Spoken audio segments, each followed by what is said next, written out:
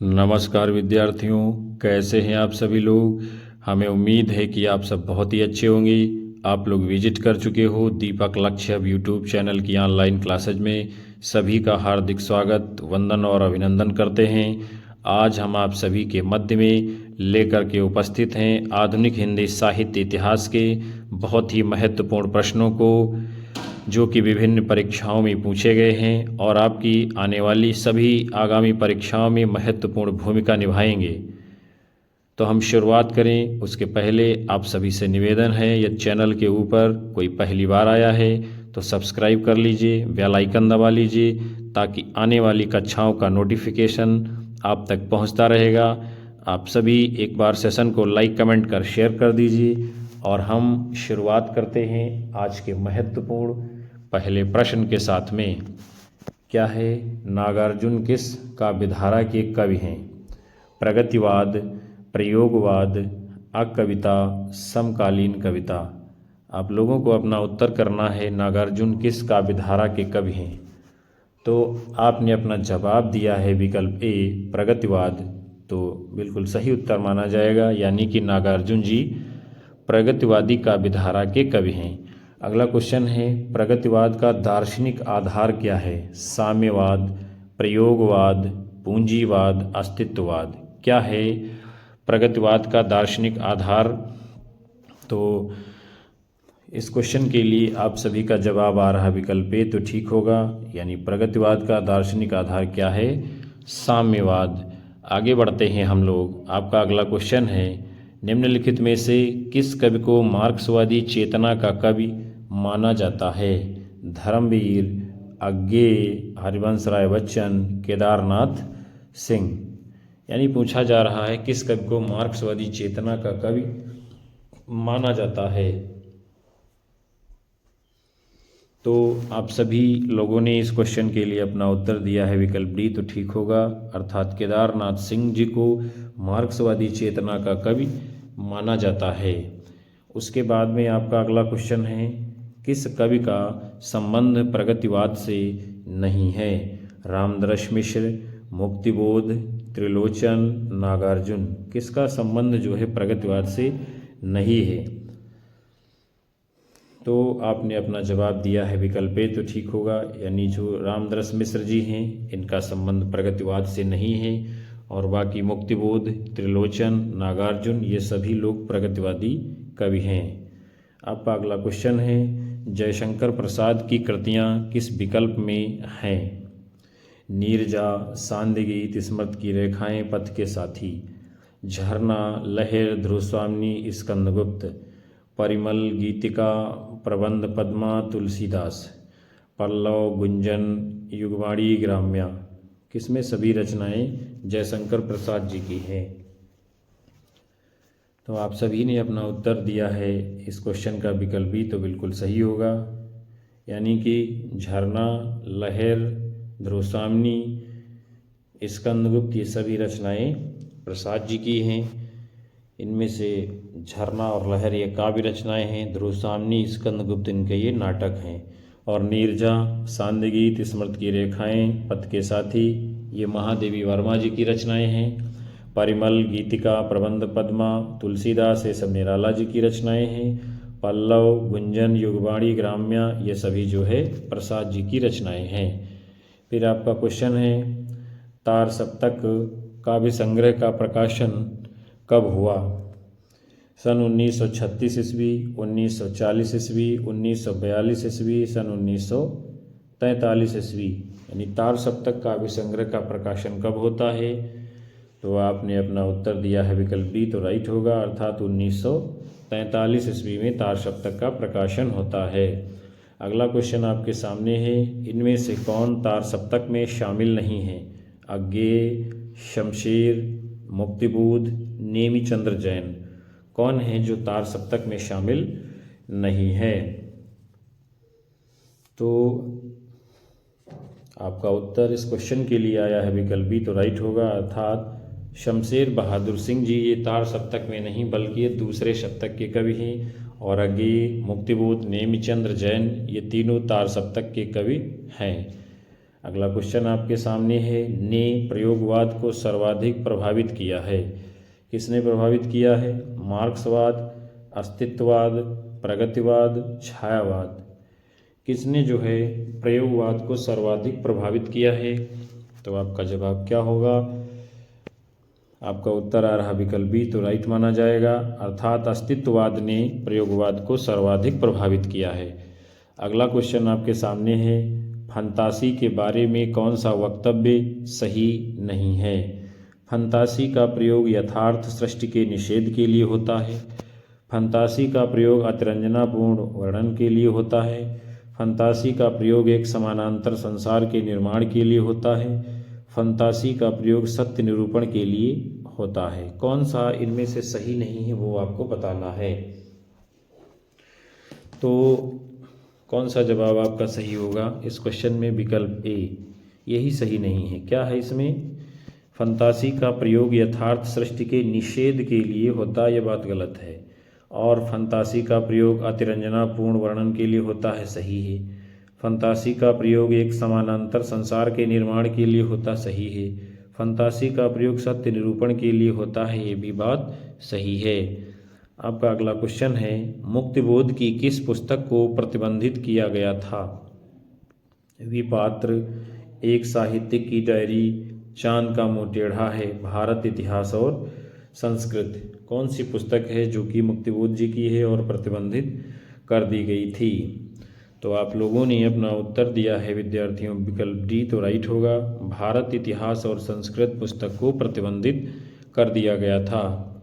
अगला क्वेश्चन आपके सामने है, प्रयोग अपने आप में इष्ट नहीं है वरन वो साधन है, यह कथन किस वाद से संबंधित है? प्रगतिवाद, छायावाद, यथार्थवाद, प्रयोगवाद।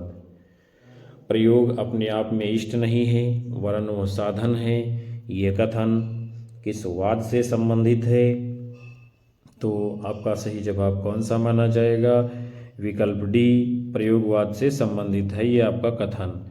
अगला क्वेश्चन है, भवानी प्रसाद मिश्र की कविताएं किस सप्तक में शामिल हैं? तार सप्तक, दूसरा सप्तक, तीसरा सप्तक, चौथा सप्तक। भवानी प्रसाद मिश्र की कविताएं किस सप्तक में हैं? आपको अपना उत्तर करना है। तो आपका जवाब विकल्प बी आ रहा है, तो सही होगा, अर्थात दूसरा सप्तक में है भवानी प्रसाद मिश्र जी की कविताएं। अगला क्वेश्चन है आपका, कौन सी काव्य कृति गिरजा कुमार माथुर जी की नहीं है? नाश और निर्माण, शिलापंख चमकीले, छाया मत छूना मन बुनी हुई रस्सी। कौन सी काव्य कृति गिरजा कुमार माथुर जी की नहीं है? तो इनमें से आपका जवाब विकल्प डी आ रहा है, तो ठीक होगा, बुनी हुई रस्सी ये रचना जो है गिरजा कुमार माथुर जी की नहीं है। और नाश और निर्माण, शिलापंख चमकीले, छाया मत छूना मन, ये सभी रचनाएं गिरजा कुमार माथुर जी की हैं। अगला क्वेश्चन है आपका, धर्मवीर भारती की काव्यकृति कनुप्रिया में किसका वर्णन है? राधा के नवीन रूप का, सीता का दुख, मीरा, रसिक प्रिया। धर्मवीर भारती की काव्यकृति जो है कनुप्रिया में किसका चित्रण किया गया है? तो इस क्वेश्चन के लिए आप सभी लोगों का जवाब आ रहा विकल्प ए, तो ठीक माना जाएगा, यानी राधा के नवीन रूप का चित्रण किया गया है कनुप्रिया काव्य रचना में। उसके बाद में आपका अगला क्वेश्चन है, असाध्य वीणा कविता के रचनाकार हैं धर्मवीर भारती, केदारनाथ अग्रवाल, भवानी प्रसाद मिश्र, सच्चिदानंद हीरानंद वात्स्यायन आज्ञे जी। असाध्य वीणा जो कविता है इसके रचनाकार कौन हैं? तो आप लोगों ने अपना उत्तर दिया है विकल्प डी, तो ठीक माना जाएगा, यानी सच्चिदानंद हीरानंद वात्स्यायन आज्ञे जी की कविता है असाध्य वीणा। उसके बाद में आपका अगला क्वेश्चन है, कविता में कहने की आदत नहीं पर कह दूं, वर्तमान समाज में मैं चल नहीं सकता, पूंजी से जुड़ा हुआ हृदय बदल नहीं सकता। ये पंक्तियां इनमें से किस कवि की हैं? नागार्जुन, मुक्तिबोध, त्रिलोचन, शास्त्री, और नीचे एक विकल्प दिया गया है जो कि कट रहा है। आप लोगों को इसी में से उत्तर देना है। कविता में कहने की आदत नहीं है पर कह दूं वर्तमान समाज में मैं चल नहीं सकता, पूंजी से जुड़ा हुआ हृदय बदल नहीं सकता। तो आपका उत्तर विकल्प बी आ रहा है, तो बिल्कुल ठीक होगा, यानी गजानन माधव मुक्तिबोध जी की ये काव्य पंक्तियाँ हैं। उसके बाद में आपका अगला क्वेश्चन है, इनमें से कुंवर नारायण का काव्य संग्रह है मछली घर, धूप के धान, उत्सवा, हाशिए का गवाह। कौन सी रचना है इनमें से कुंवर नारायण जी की? तो आपका उत्तर विकल्प डी आ रहा, तो राइट माना जाएगा, अर्थात हाशिए का गवाह ये रचना किसकी है? कुंवर नारायण जी की। अगला क्वेश्चन है, इनमें से कौन सी रचना धर्मवीर भारती की नहीं है? अंधा युग, कनुप्रिया, ठंडा लोहा, हरी घास पर क्षण भर। आप सभी लोगों को बताना है, अपना सही उत्तर करना है, इनमें से कौन सी रचना धर्मवीर भारती जी की नहीं है। तो क्वेश्चन नंबर 199 के लिए आपका उत्तर आ रहा विकल्प डी, तो बिल्कुल सही होगा, अर्थात हरी घास पर क्षण भर रचना जो है ये धर्मवीर भारती की नहीं है, बल्कि किसकी है? सच्चिदानंद, हीरानंद, वात्स्यायन अज्ञे जी की। और अंधा युग, कनुप्रिया, ठंडा लोहा, ये तीनों रचनाएं किसकी हैं? धर्मवीर भारती जी की। अगला क्वेश्चन आपके सामने है, सन 1951 में प्रकाशित दूसरा सप्तक में कौन सी कवित्री शामिल थीं? अमृता भारती, कीर्ति चौधरी, शकुंतला माथुर, सुमन राजे। कौन है जो दूसरा सप्तक में शामिल कवित्री हैं? तो आप लोगों ने अपना जवाब इस क्वेश्चन के लिए चुना है, कौन सा? विकल्प सी, तो राइट आंसर माना जाएगा। ये शकुंतला माथुर जो ये दूसरे सप्तक की कवित्री हैं, और कीर्ति चौधरी जो आपके हैं ये तीसरे सप्तक में हैं, सुमन राजे आपके चौथे सप्तक में आने वाली कवित्री हैं, और अमृता भारती ये किसी सप्तक में नहीं आती हैं। अगला क्वेश्चन आपके सामने है, घोर अहमनिष्ठ व्यक्तिवाद किस काव्यधारा की प्रवृत्ति है? छायावाद, प्रगतिवाद, प्रयोगवाद, इनमें से कोई नहीं। घोर अहमनिष्ठ व्यक्तिवाद किस काव्यधारा की यह प्रवृत्ति मानी गई है? आपको अपना जवाब देना है। घोर अहमनिष्ठ व्यक्तिवाद किस काव्यधारा की प्रवृत्ति है? तो आपका जवाब आ रहा विकल्प सी, तो ठीक होगा, अर्थात प्रयोगवाद की प्रवृत्ति है। अगला क्वेश्चन आप सभी के सामने है, सूची 1 के समूहों का मिलान सूची 2 से करना है आपको। एक तरफ रचनाएं हैं, दूसरी तरफ रचनाकार हैं। तो इत्तलम रचना ये किसकी है? अज्ञे जी की है। ठंडा लोहा धर्मवीर भारती जी की है। गीत फरोश भवानी प्रसाद मिश्र की है। संशय की एक रात रचना ये नरेश मेहता जी की है। इस प्रकार आप लोगों का सही मिलान कर दिया गया है, और कूट के रूप में यदि आप जानोगे तो इसका उत्तर कौन सा होगा? विकल्प डी कूट आपका सही होगा। अगला क्वेश्चन है, अंधेरे में कविता किसने लिखी है? मुक्तिबोध, नागार्जुन, त्रिलोचन, धूमिल। अंधेरे में कविता लिखने वाले कौन हैं? तो आपका जवाब इस क्वेश्चन के लिए आ रहा है विकल्प ए, तो ठीक होगा, यानी गजानन माधव मुक्त जी की रचना है अंधेरे में। आपका अगला क्वेश्चन है, कुआनो नदी काव्य संग्रह के रचनाकार हैं धूमिल, कुंवर नारायण, दुष्यंत कुमार, सर्वेश्वर दयाल सक्सेना।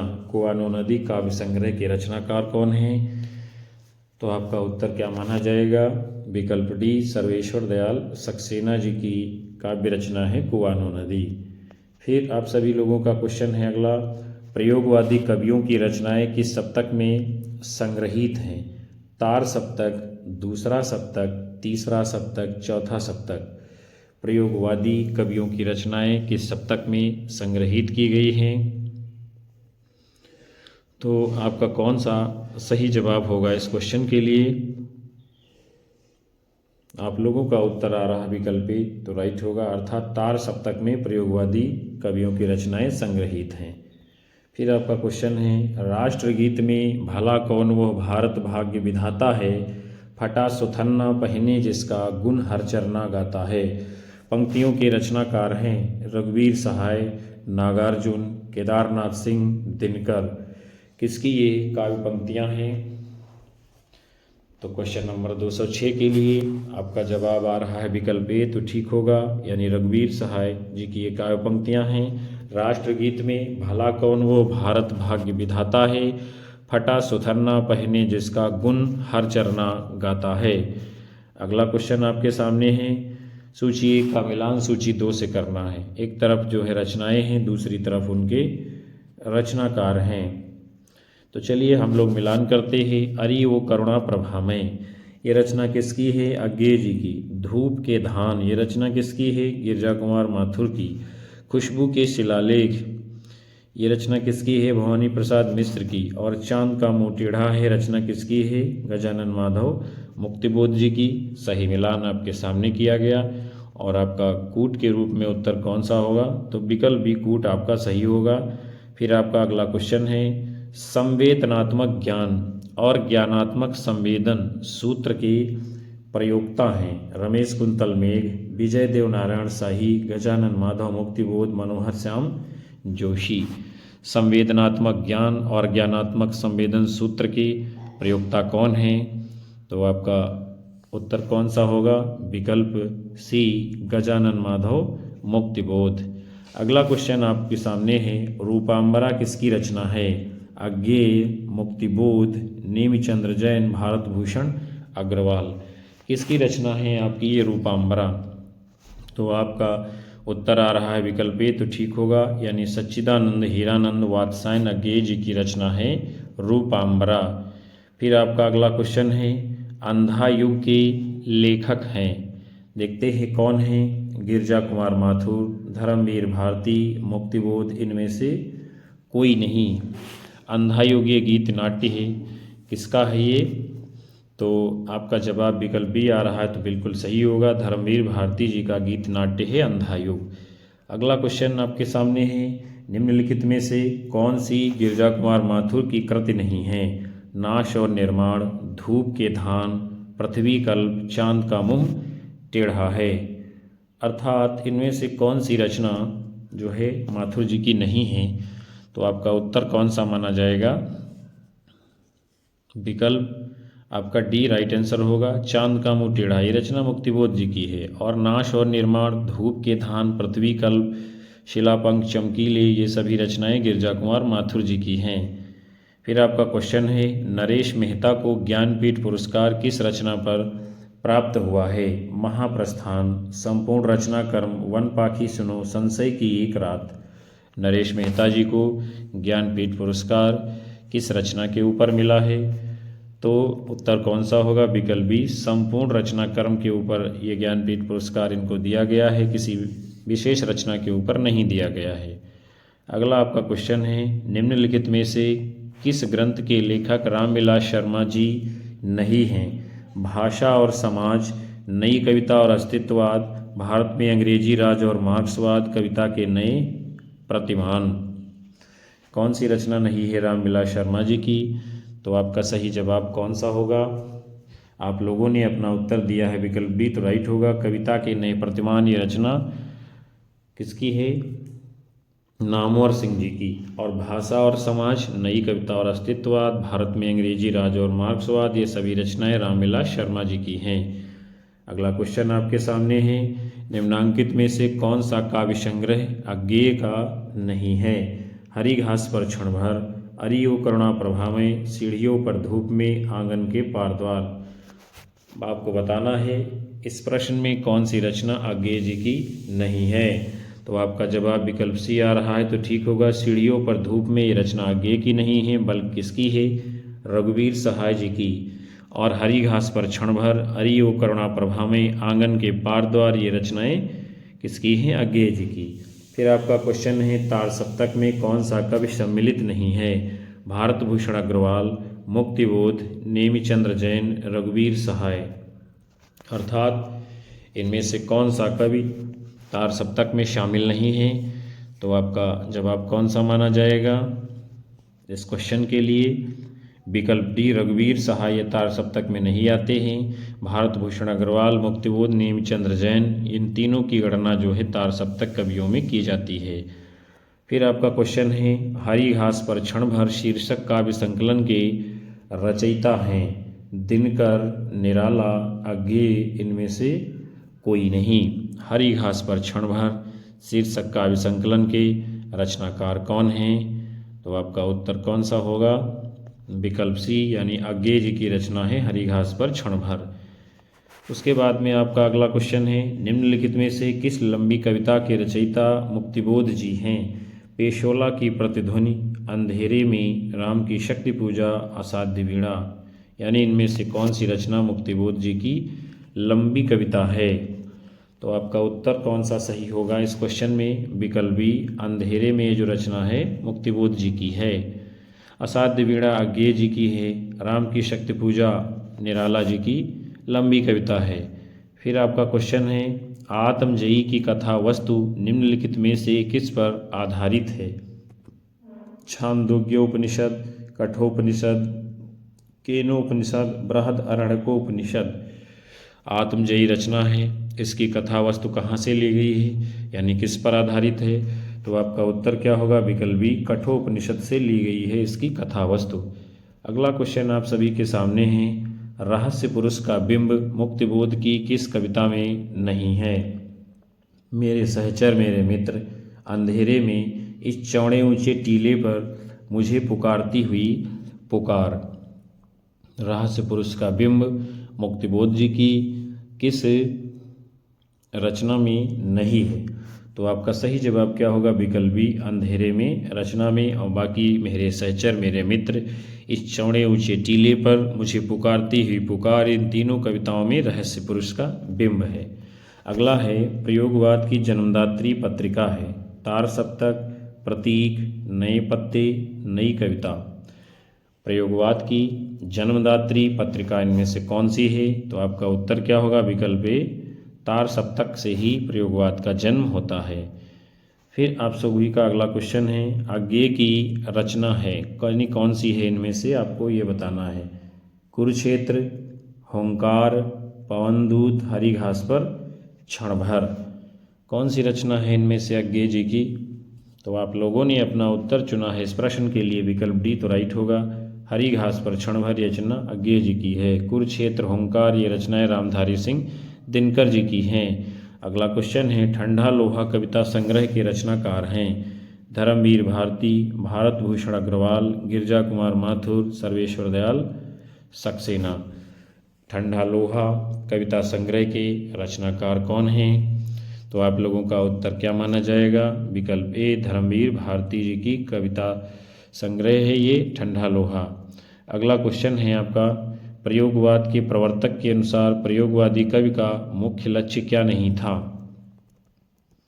नए काव्य उपकरणों का प्रयोग, भावुकता के स्थान पर बौद्धिकता की प्रतिष्ठा, नई राहों का अन्वेषण, काव्य की पूर्व परंपरा को आगे बढ़ाना। प्रयोगवाद के प्रवर्तक के अनुसार प्रयोगवादी कवि का मुख्य लक्ष्य क्या नहीं था इनमें से? तो आपका उत्तर कौन सा माना जाएगा?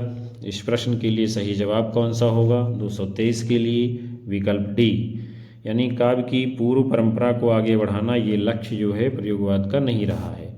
नए काव्य उपकरणों का प्रयोग ये तो सही है। भावुकता के स्थान पर बौद्धिकता की प्रतिष्ठा ये भी सही है। नई राहों का अन्वेषण ये भी बात सही है प्रयोगवाद के विषय में। आपका अगला क्वेश्चन है, निम्नलिखित में से कौन तार सप्तक का कवि नहीं है? शमशेर बहादुर सिंह, गिरजा कुमार माथुर, मुक्तिबोध, प्रभाकर माचवे। इनमें से कौन सा ऐसा कवि है जो कि तार सप्तक का नहीं है? तो आपका जवाब कौन सा होगा सही माना जाएगा? आपका उत्तर आ रहा विकल्प ए तो ठीक होगा, यानी शमशेर बहादुर सिंह ये तार सप्तक के नहीं बल्कि दूसरे सप्तक के कवि हैं। और गिरजा कुमार माथुर, मुक्तिबोध, प्रभाकर माचवे ये लोग तार सप्तक के कवि हैं। अगला क्वेश्चन है, अज्ञेय कौन से वाद के कवि हैं? प्रगतिवाद, प्रयोगवाद, छायावाद, इनमें से कोई नहीं। अज्ञेय जी कौन से वाद के कवि हैं? तो आप सभी को पता है अज्ञेय जी ये प्रयोगवाद के कवि हैं और यही प्रयोगवाद के प्रवर्तक भी हैं। फिर उसके बाद में आपका अगला क्वेश्चन है, चांद का मुंह टेढ़ा है के रचयिता हैं? नागार्जुन, मुक्तिबोध, धर्मवीर भारती, धूमिल। कौन है चांद का मुंह टेढ़ा के रचयिता? तो आपका जवाब विकल्प बी आ रहा तो ठीक होगा, यानी गजानन माधव मुक्तिबोध की रचना है चांद का मुंह टेढ़ा है। फिर अगला क्वेश्चन है, अज्ञेय की असाध्य वीणा किस प्रकार की काव्य कृति है? खंड काव्य, प्रबंध काव्य, महाकाव्य, प्रलंब काव्य या लंबी कविता? अज्ञेय की जो कविता है असाध्य वीणा, ये किस श्रेणी में आती है? तो आप लोगों ने अपना उत्तर चुना है विकल्प डी, तो ठीक होगा, अर्थात इसको प्रलंब काव्य या लंबी कविता कहते हैं। अगला क्वेश्चन है, अज्ञेय का पूरा नाम है, क्या नाम है पूरा नाम? देखेंगे हम लोग, राय कृष्णदास, कन्हैया लाल, सच्चिदानंद हीरानंद वात्स्यायन, हरिशंकर परसाई। इनमें से क्या है अज्ञेय जी का पूरा नाम? तो आपका जवाब इस क्वेश्चन के लिए चुना गया है विद्यार्थियों विकल्प सी, तो राइट होगा। अज्ञेय जी का पूरा नाम क्या है? सच्चिदानंद हीरानंद वात्स्यायन अज्ञेय।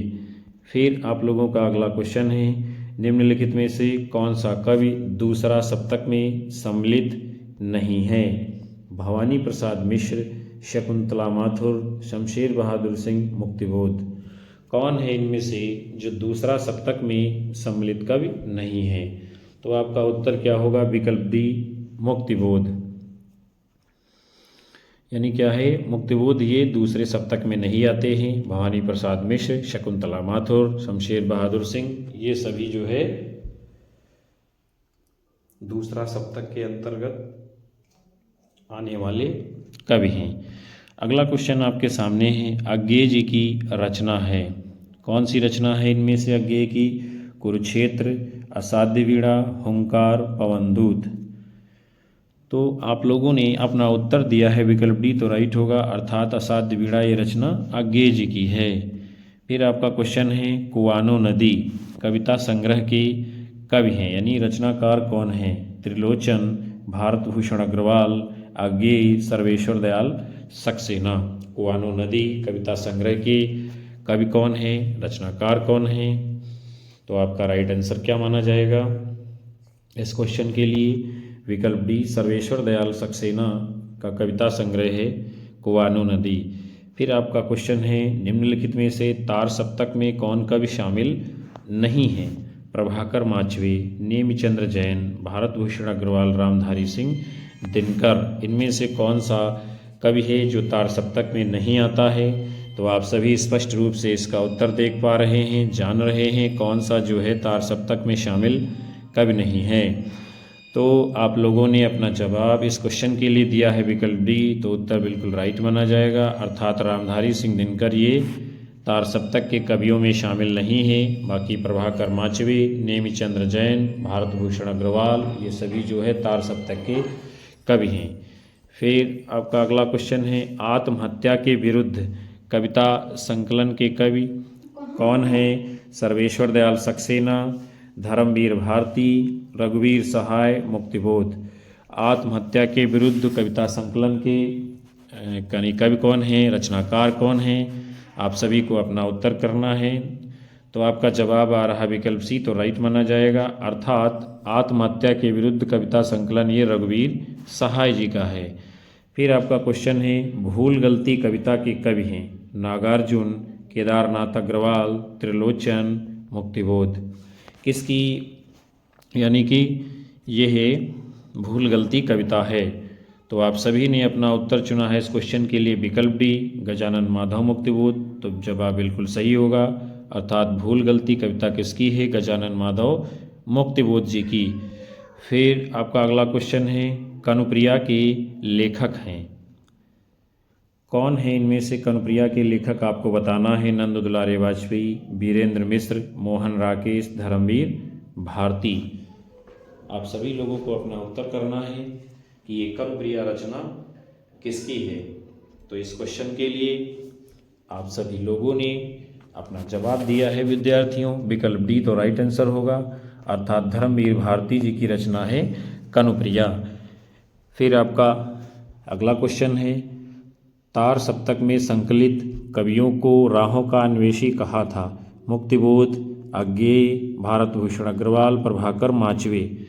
तार सप्तक में जो संकलित कवि हैं उनको राहों का अन्वेषी किसने कहा है? तो आपने अपना उत्तर दिया है विकल्प बी, तो बिल्कुल सही जवाब होगा, यानी सच्चिदानंद हीरानंद वात्स्यायन अज्ञेय जी ने तार सप्तक में संकलित कवियों को राहों के अन्वेषी कहा है। अगला क्वेश्चन आपके सामने है किसकी कविताएं स्वाधीन भारत का इस्पाती दस्तावेज मानी जाती हैं। अज्ञेय, गिरजा कुमार माथुर, मुक्तिबोध, दिनकर। किस कवि की कविताएं स्वाधीन भारत का इस्पाती दस्तावेज मानी जाती हैं? तो आपका सही उत्तर क्या होगा? विकल्प सी, गजानन माधव। मुक्तिबोध की कविताओं को स्वाधीन भारत का इस्पाती दस्तावेज कहा जाता है। अगला क्वेश्चन आपके सामने है, पृथ्वी कल्प यानी कि किसकी रचना है? भवानी प्रसाद मिश्र, गिरजा कुमार माथुर, मुक्तिबोध, धर्मवीर भारती। पृथ्वी कल्प ये जो रचना है ये काव्य रचना है और किसकी है ये? तो आपका उत्तर आ रहा है इस क्वेश्चन के लिए विकल्प बी तो राइट होगा, अर्थात गिरजा कुमार माथुर जी की रचना है पृथ्वी कल्प।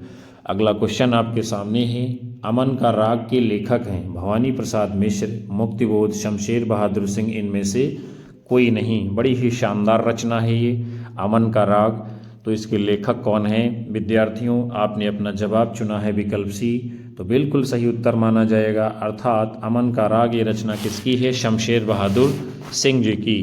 तो प्यारे विद्यार्थियों और साथियों, आज के इस खूबसूरत सेशन को हम यहीं पर समाप्त कर रहे हैं, जिसके अंतर्गत आप सभी लोगों ने आधुनिक काल के हिंदी साहित्य इतिहास के महत्वपूर्ण वैकल्पिक प्रश्नों को देखा, जाना, समझा। हमें पूरी आशा है यह सेशन आप सभी लोगों को पसंद आया होगा और ये बड़े ही महत्वपूर्ण प्रश्न आपकी आने वाली परीक्षाओं में ज़रूर महत्वपूर्ण साबित होंगे, आपकी सहायता करेंगे। कक्षा को लाइक करिए, अपने साथी मित्रों में शेयर करिए और अपने अधिकतम मित्र दोस्तों को, साथियों को हमारे चैनल से जोड़ते अवश्य रहिए। इसी से हमको ऊर्जा मिलती है, हमारा मनोबल बढ़ता है, जिसके कारण हम आप लोगों को लगातार कक्षाएं दे पाते हैं। और उन सभी साथियों का, विद्यार्थियों का तहे दिल से हार्दिक धन्यवाद जो अंत तक सेशन को वॉच करते हैं।